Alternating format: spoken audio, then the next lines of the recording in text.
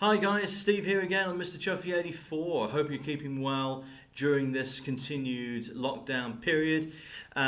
Even though from tomorrow restrictions here in the UK are being gradually eased. We've got various school groups going back to school tomorrow. We've got retailers opening in the next couple of weeks. So even though it's going to take a long time for things to be back to what we considered normal before the pandemic, at least some things will be back in place, which is good. I hope you've had a decent week during the last week, whether it being in the home or outside. Now that we can get as much exercise as we want. So I hope that you're all okay. Today I'm going to do another combined album review for you, just as I did a few weeks back with the Thin Lizzy albums reviews. I hope that you enjoyed that, and please do subscribe to my page. Let me know what you think of the reviews so far. I hope they've been interesting. Today I'm going to be looking at another group today, the classical stroke rock stroke jazz fusion group called Sky, that was formed back in the late 1970s. I'm going to be talking about them in just a moment.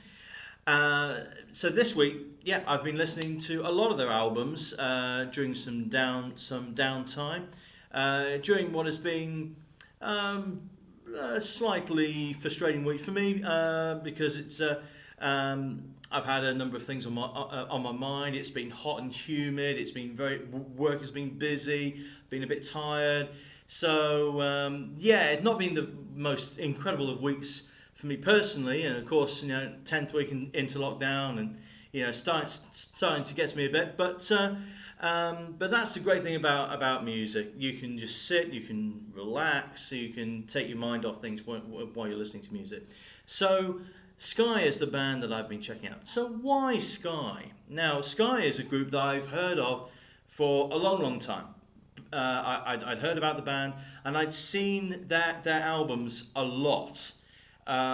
Especially in charity shops, the LP copies of their first two albums, especially, I've seen those two LPs in charity shops all over the place for many years, more so perhaps than any other LPs. Now, that doesn't sound the most flattering thing, but actually, it's not as bad as all of that. So why Sky? Well, I've been involved in some concerts with a group that my dad plays with. Now, my dad is in a tribute band. He's in a tribute band to Hank Marvin and the Shadows, a band called Shazam. They've been playing together for years and years, and they love the Shadows music. I've been growing up on the music of the Shadows, as well as Cliff Richard. And so when they play concerts, they often invite a friend of ours called Ian Geist, who's a brilliant Cliff Richard impersonator, and myself and two other gentlemen, including a great friend of ours called Bob Sanders. We get together to become the backing vocalists for Ian Geist's Cliff Richard. And we always have a lot of fun, and it's great. And we've done quite a few concerts together over the years. We don't do it, on a regular basis, but every other year. We were hoping to do it this year. Didn't get the chance, obviously, because of the pandemic. So maybe next year. But one year, somebody asked the band themselves, as the Shadows side of it, if they could do a version of a Sky track called Carillon, which was one of the band's singles. And I'd never heard it before, and it was absolutely lovely. It was a lovely tune, and of course it was a nice change to the usual Shad stuff as well, Shadoogie and FBI and Apache and all of those great classic tunes. It was nice to have something different in there as well, and Carillon worked so beautifully in the Hank Marvin style, in the Shadow style. And so I spoke to the guitarist of Shazam, my dad's band, a guy called Ian McCutcheon, who's a great Hank Marvin player. And I said to him, who recorded that? And he said, it was about a band called Sky. And I thought, oh yeah, I know that name. And I said, did the Shads ever record this?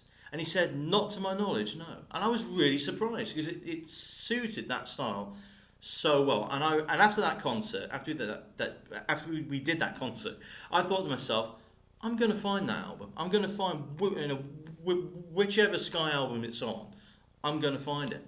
So I did, and sure enough, this is it. The first Sky album. As I say, these guys created this band back in 1979, I think it was. This is when the first album came out.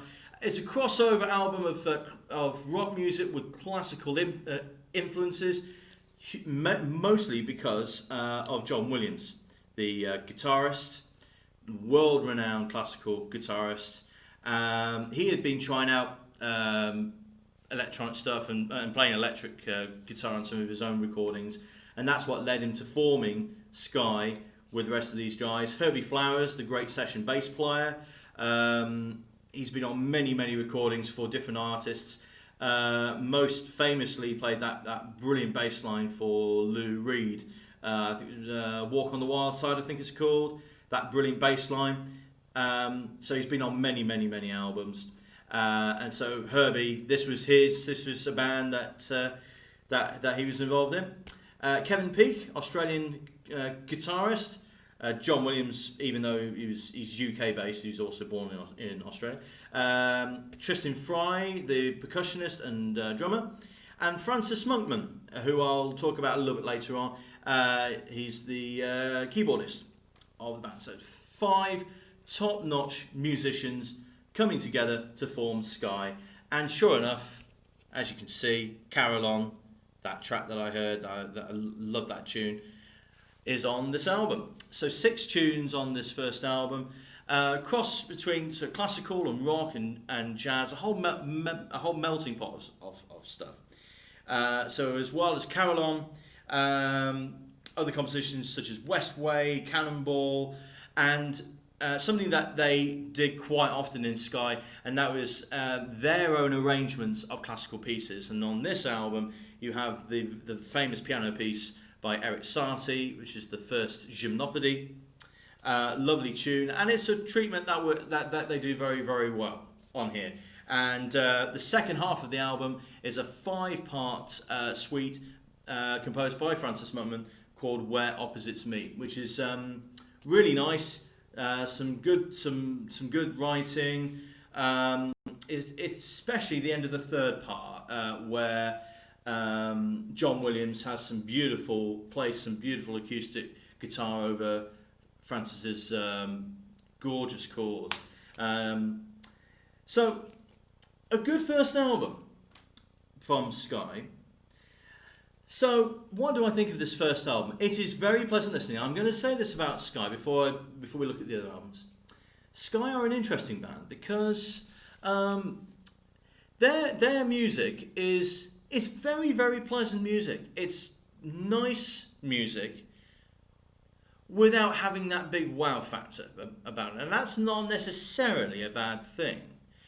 These guys are great musicians, and together they work very well. The music on this first album is, on the whole, is good stuff. But for a first album, with the first track called Westway, which I think was Kevin Peake's tune, you would want it to be a good opener, really big opener, big statement to say, here we are, And it doesn't quite come off that way. It's okay as an opening track goes, but it doesn't have that wow factor. Now, I think that's mainly down to the fact that the writing, even though it's good, it's not overly spectacular, but it's okay.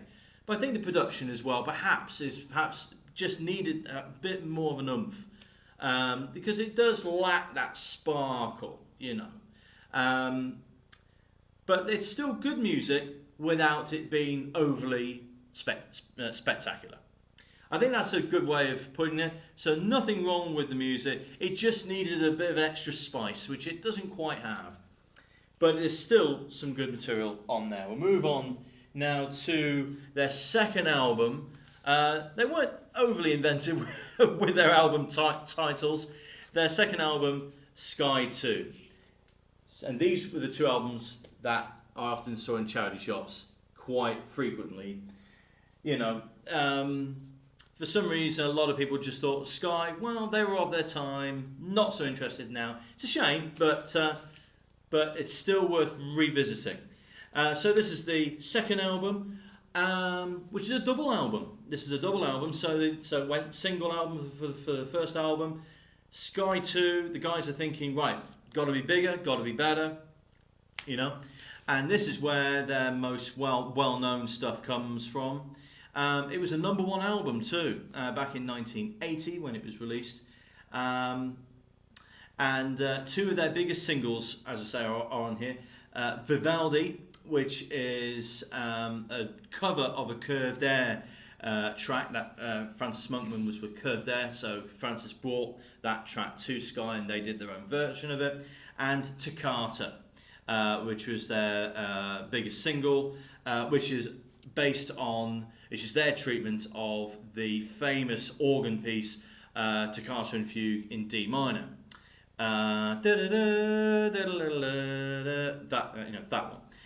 So it's that, but just rocked up a bit, and that's what their classical. A lot of their classical treatments are classical pieces rocked up a bit.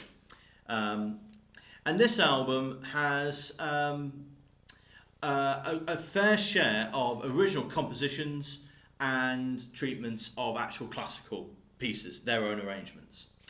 So double album. The first quarter of this album is good, is really, really good. Hotter, or Hotter, however you pronounce it. Dance of the Little Fairies, written by Herbie Flowers.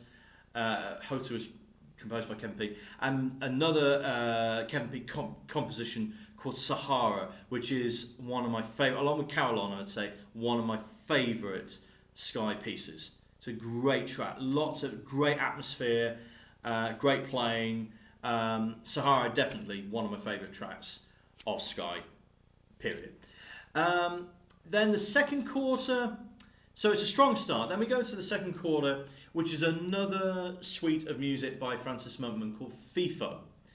The acronym for that is sort of being first in, first out, which is a technical term. Which I don't really know much about, but there you go. So it's a 4-part suite, which is not as memorable, I don't think, as Where Opposites Meet from that first album. Then the third quarter. Now, this is where the band decided, because it's a double album, they thought to themselves, well, let's do some of our own individual stuff. Let's showcase our own individual talents. Herbie Flowers is not only a bass player and a well-known, renowned session bass player, but he also plays tuba as well. So he thought to himself, well, I'd like to put a tuba solo on this album, and I want to call it Tuba Smarties. Oh, come on. Good title. Cheesy, yes, I know, but so he does that. It's a tuba solo, but the rest of the band to play underneath it. Then we have Francis Monkman playing the Gavotte and Variations by Rameau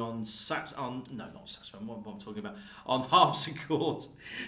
Saxophone, honestly, on harpsichord. Now, I'm not a big fan. I must confess, of classical music. The harpsichord music doesn't rock my boat very, very much, I have to say. So you have that. You have Tristan's Magic Garden, which is Tristan Fry's percussion solo, and John Williams doing a couple of other things as well. I have to say, that third quarter, it's a mixed bag. It's verging on the self-indulgent, I have to admit. So that's why I'm not a big fan of that quarter of the album, because it just comes across as a little self-indulgent. The fourth quarter is where you get Vivaldi and Toccata. Putting those at the back of the album instead of the front end is a big gamble. But still, the album went to number one, and that's where the well-known stuff comes, right in that last quarter, along with Scipio, which is a big Herbie Flowers composition, which isn't as memorable as some of the others. So you have a mixture of stuff on this album, some good, some not so good. The good stuff is good, but again, the production side of it is not the production side is quite flat. It's quite bland. You know, it doesn't. Again, the sparkle. There's no real magic sparkle to the sound of Sky. It's quite flat. You know, and that's not the musicians. The musicians are great. It's just how the album sounds. You know, but still some good stuff on there. Then Francis Monkman left the band then after Sky 2 to pursue some other projects, including being invited to score the soundtrack for the brilliant Bob Hoskins film The Long Good Friday. It's a great soundtrack, great theme to a really, really good film. I saw that film again not that long ago, and Francis Monkman's score for that was unbelievable. It's absolutely brilliant. If you know the film, you know what I mean. It's great stuff. So it was an amicable split from the band. The guys were happy for Francis to be sort of branching out and doing other stuff. So he was replaced by a guy called Steve Gray, who came in to the band to release their next album, Sky 3, which is back to a single album, released in 1981. This is a much brighter album, described as a brighter and breezier album, and I would agree with that. I think it's got some good stuff on here, some nice tracks. Not so much on the classical front this time. With the last album, there was a good variety of original compositions and treatments of actual classical pieces. This album is a more focused on original compositions by Herbie Flowers, by Kevin Peake, by Tristan Fry and Steve Gray. So most of the guys, only John Williams, funnily enough, didn't sort of write very, very much for Sky. The rest of the guys did. And there's some nice stuff on here, some really, really good stuff, including a couple of very, very short pieces by Herbie Flowers to bookend the album. The first one called The Grace, and then the last one being Keep Me Safe and Keep Me Warm, Shelter Me from Darkness. So you know, just 30-second pieces just to bookend the album. Nice idea. I think that works very, very well. We've got some really good tracks on here as well. The Chiropody number 1, play on words with that one. Kevin Peake's Moon Roof to start the second half. The two of Steve Gray's first pieces for Sky, Sister Rose and Hello. The former, Sister Rose, being I think the only time in Sky where Herbie Flowers is employed to play a bit of funky slap bass playing, which is good stuff to hear. Always enjoy that. So a much brighter album for me. On the whole, a slightly more enjoyable album than Sky 2, although Sky 2 does still have its share of good stuff. Fourth album, which they released in 1982, called Sky 4, Forthcoming. And here is it finally on their album cover. You actually see the guys. So you have John Williams there, the great classical guitarist. You have Herbie Flowers on bass. You have, let me see if I get this right, I think that's Tristan Fry. Man, he looks a bit like Roy Orbison there, actually. He does look a bit like Roy Orbison in that one. That's Tristan Fry. Kevin Peake on guitar, and I believe that is Steve Gray, the man who replaced Francis Monkman. Now, so on the last album was an album of mostly original compositions. So what Sky decided to do this time for their fourth album was to focus on arrangements of actual classical music. So this is very much a classical music album in the sense that they do most of the tracks, if not all of them, are, as I say, arrangements of classical pieces. So Khachaturian's Masquerade, the famous the Wagner piece Ride of the Valkyries, which was used in the helicopter scene for Apocalypse Now. Another Bach composition, a Villa-Lobos Spanish composition that they do, etc., etc. So there's a Ravel piece on here. There's even a bit of jazz in the form of Skylark, which is a Hoagie Carmichael piece, which is a really nice treatment of that, actually. It's not the most. I have to confess, I enjoy the original compositions more than I do the treatments of the classical stuff. Although saying that, there are a few good treatments on here. Not all of them work for me. Ride of the Valkyries is okay. It doesn't quite come off all that well, but it's okay. But it's not my favourite Sky album, but it does have a couple of nice treatments, especially Skylark. I thought it was great, and the Ravel Waltz, which Steve Gray arranged, very very nice. So, moving on to their fifth album, which was a live album, Sky 5. So yeah, they weren't inventive with their album titles, although after this album they did change that. So Sky 5 Live, a live double album, which surprisingly for a live album doesn't have all that much in the way of previous material. There is actually a fair share of new material that they did live, that they performed live rather than brought it to the studio. So there's a huge piece called The Animals, written by Herbie Flowers and Steve Gray. That's a 20-minute piece. Not the most enthralling, I have to say. It's not the most incredible of things I've ever heard, but there you go. That's the thing about Sky. There's some music which is really really good, and some that is a bit, but you've got some the best stuff on this album for me is in the second half, and Sky definitely live they were extremely good, and some of the live stuff on this is really really good. Especially in the second half, as I was saying, their version of Sahara. I think there's only 4 tracks on this double album that they've previously released on their albums. Sahara being one of them, one of my favourites. That works well live, and Hota as well. Mexico from the third album as well. But some other really nice stuff that they hadn't released before. It's a very enjoyable live album on the whole, especially the second half, where it really, the sound of it, the actual, there's a bit more edge to it, a bit more sparkle compared to the other albums. So definitely worth a listen to. So that's Sky 5 Live. Then in 1983 came their 6th album, Cadmium, which was John Williams' last album with the guys. I think there's a band photo in here of the guys. Yeah, there we go.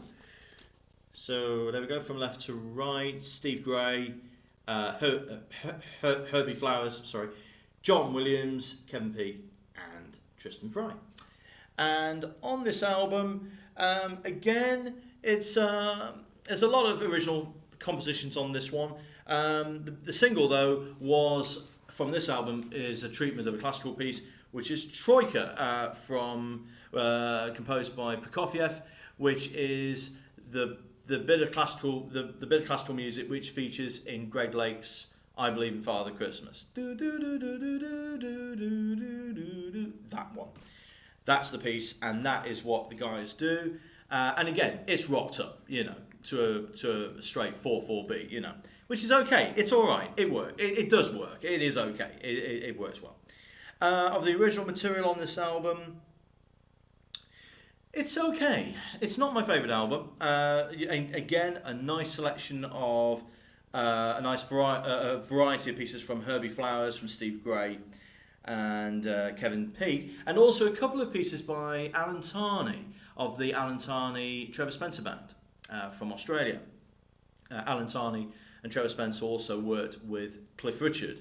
Now, if you know Cliff's material from the late 80s, it has throughout the 80s, there's a particular sound to it. The Alan Tarney produced sound and the guitar-driven sound. A couple of these tracks have that Alan Tarney sound because Alan wrote a couple of pieces for this album for the guys, A Girl in Winter and Return to Me. When you hear those tracks on this album, you might instantly think, oh yeah, that sounds a bit like some of Cliff's stuff from the 80s, It's not their best album, I have to say. Cadmium, not their finest, but it's okay for what it is. So I say, John Williams then left the band, and that was in 1983. So he left the band. He had only intended for Sky to be like a 5-year project. He didn't anticipate them to last any longer than that. But they were still, still quite eager to carry on. But John Williams said, "That's it, enough's enough for me," and John went back then to a full-time classical guitar repertoire after that. So the guys carried on. The problem was, of course, that John Williams was very much the selling point of Sky. So when John left, a lot of the audience went, as a lot of the fans went too, which is a shame for the rest of the guys, because the rest of the guys are really good. They're good players and good musicians, that they didn't really deserve to lose the fans because of John going. But they did continue for 2 more albums in the 80s. The next of which was The Great Balloon Race from 1985. An album which obviously didn't do all that well because of losing quite a few of their fans. But there's still some decent material on here, again, without it being, again, just like most of Sky albums, excuse me, pleasant stuff, pleasant music, but without it being overly magnificent and overly catchy, So you have some good stuff on here. One of the singles from this album, Desperate for Your Love, which kicks off the album, which features one very unusual feature, and that's some spoken vocals by the composer, a guy called Tony Hymas, and also Claire Torrey, who I believe was the vocalist on Pink Floyd's The Great Gig in the Sky. If you know that track, that soaring female vocal that's on that track. That, I believe, was Claire Torrey, who did the vocal for that, and she is on this album doing the track "Desperate for Your Love." Obviously, it's a completely different track. It's not like Pink Floyd or whatever. Not as good, but anyway, still good though, and some nice stuff on here. Caldando by Steve Gray. That's a nice tune. As is his other composition on here, one of his other compositions, Night Sky, which closes the album. Again, lovely track, nice piece. So again,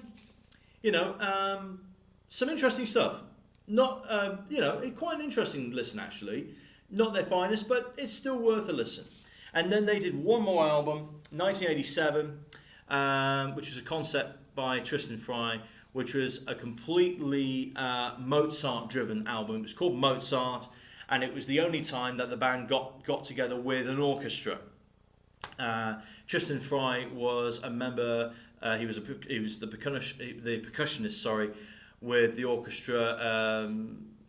Oh gosh, I can't remember the orchestra's name. Academy of St Martin's in the Fields, I think it's called, with conducted by Sir Neville Mariner. Tristan, as I say, was the percussionist in that orchestra, and he thought to himself, well, why don't we do an album focused on the music of Mozart? We get Sky involved, it'll be Sky and the orchestra, and we do arrangements of these Mozart pieces. In the US, it was their biggest selling album. The Americans loved it. We here, the Brits, didn't like it at all. It was heavily panned. That's the only album that I've not found it actually. It's the only album of theirs which I haven't got. To be honest with you, I'm not really mad on the idea of getting it. To be honest with you, it's the music of Mozart's not my favourite, although very highly regarded, of course, but not my particular favourite. So I'm not mad on the idea of getting that album anyway. But that was unfortunately the end of Sky. There have been a number of compilations of their best stuff, including this one which came out in 1984, Masterpieces, which is on LP, and the albums themselves have been reissued with some accompanying DVDs, because they did a lot of TV appearances, Sky did, during the late 70s and early 80s. So all of their albums have been re-released, remastered, and most of them have accompanying DVDs with their TV appearances. And that, most people have said, that is where the band really shines, is in those live performances. So the albums, yeah, nice to hear the albums again, but the DVDs, you've got to check out these performances. They're really, really good. So I've actually gone and ordered now the first 2 albums on Amazon. with the accompanying DVDs. So I'm looking forward to seeing those. Have you guys heard of Sky? What do you think of them? Let me know. If you haven't heard them before, then yeah, I would say definitely get their best of album, I would say, and give them a try. Do it that way first before checking out the individual albums. On CD, Toccata is the title of their the compilation of their remastered material, which is a 2 CD and DVD set. I would recommend you get that as a starting point if you want to check out these guys. As I say, some positive stuff about Sky and some not so positive, but don't let that put you off. That's just my honest opinion. It's not a definitive opinion. So go and check them out for yourselves and see what you think.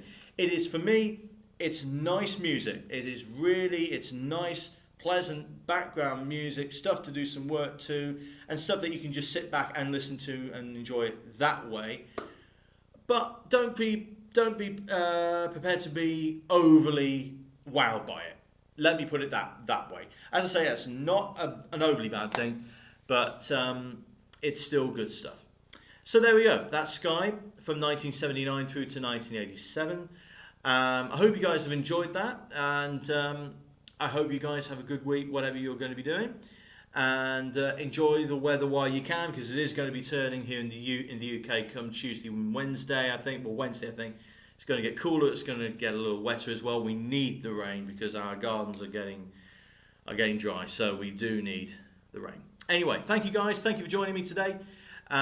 Take care of yourselves, and I'll be back with another review soon. Okay, take care now. Bye-bye.